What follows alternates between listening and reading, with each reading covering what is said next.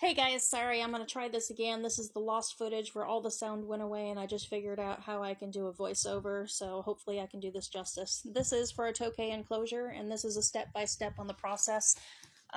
So it is going to be three compartments, or columns rather, but four compartments.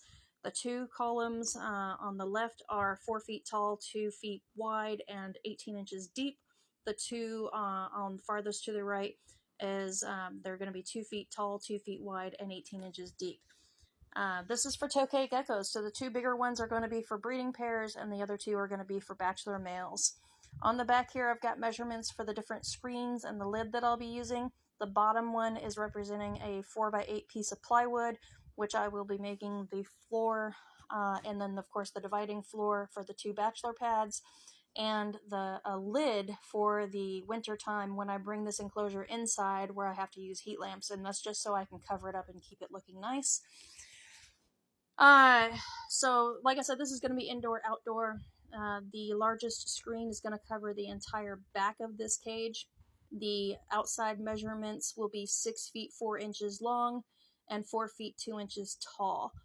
Now because I'm not making a screen for each compartment, I will then be taking a piece of trim, and then once I have the screen affixed, I will then take the piece of trim and screw it into the frame on the other side of the screen for in between the enclosures, and that way no animals are going to get in between. So on the sides, on the insides and the outsides, we're going to need 4 screens that are 18 inches wide and 4 feet tall. And that is going to be for the outsides, and then of course the insides, dividing all of the enclosures there. Again, we're going to need trim to make sure that the two in the bachelor pad can't get to each other, so we'll just put a piece of trim on the end there. And then we're going to have along the bottom of the first two breeding pair cages, we're going to have a screen that is 2 feet tall and 4 feet long. And again, we'll have trim to divide those so that nothing can get between. And then we're going to end up having, I think what I ended up doing is I'm going to have on the bachelor pads is I'm going to have a half screen on the bottom of each of those, and then I will just have the top half of those be a door that will open.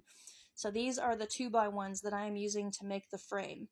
I ended up needing 10 of them all together. We are going to be cutting 10 18-inch lengths. We are cutting 2 24-inch lengths. We are cutting 8 4-foot lengths. And we are cutting 4 6 foot 4 inches lengths. And that's what we're going to need to make the frame. Now, if you want to hang plants like I plan on doing, you're going to need an additional 4 feet of either this or another material to hang across the top to be able to hang your plants from. I am using this clamp because I don't have anyone to help me, and I don't have a high-tech shop with a bunch of tools in it. So if you want to avoid frustration, get yourself one of these clamps. They are so useful. Saved me a lot of insanity. So here we are. I've got most of that first frame. Here's both of the frames finished. Now we're going to take those 18-inch pieces, and we are going to connect the two frames together to make the shape of our cage. Now I'm using two different sizes of screws. For the frame, I used 1.5-inch screws, and I chose to use black because I am going to be painting this black and I just wanted it to blend in. And then for the 18-inch pieces that I'm doing, I did need longer ones for that because it has to go through the 2-inch piece and then into the end piece of the 18-inch pieces. So that, I believe, was 2.5 inches long. Now you'll notice that the helix on these does not go all the way to the top, and the reason for that is once you have screwed through the top and into the bottom piece, it's going to prevent you from having a gap, and it's going to end up pulling the other board closer together so they'll be flush up against each other, and you're not going to have those gaps. So I just want the screw to be long enough to go through the two pieces to get them connected. So that's why I'm just showing you the measurement there. So we're going to show you the other piece here. This is the other screw. And then we're going to have that be going the other direction. Now, of course, we can't screw a screw into another screw, so we're going to have to set the board in a little bit so that it's past the point of where those black screws are. So that's going to be inset. But also, that's going to serve the purpose of when we put the floor in there, it's going to be all flush on the bottom, so that that piece of plywood is going to be a 1/2 inch, and it's going to fit in there just right. So you see how that's, now you see it, one of those did end up cracking because the screw was kind of thick. So what I did is I glued that and clamped it together.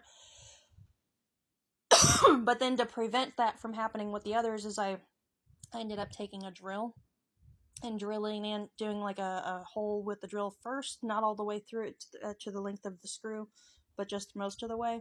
And then I put the screw in there, and it prevented it from cracking the rest of the way. So here's the frame completed here. Next, we're going to be putting the 18-inch pieces and the 24-inch pieces in there so we can put the floor in, and then we'll be painting it black with some Plastidip to make it weatherproofed. So, like I said, this was supposed to be a 10-minute video, but for some reason I've only been able to get 5 minutes. I thank you so much for watching. I hope you enjoyed the video. Sorry it's out of order. If you have any questions, feel free to ask. I will answer to the best of my ability. Thank you so much for watching.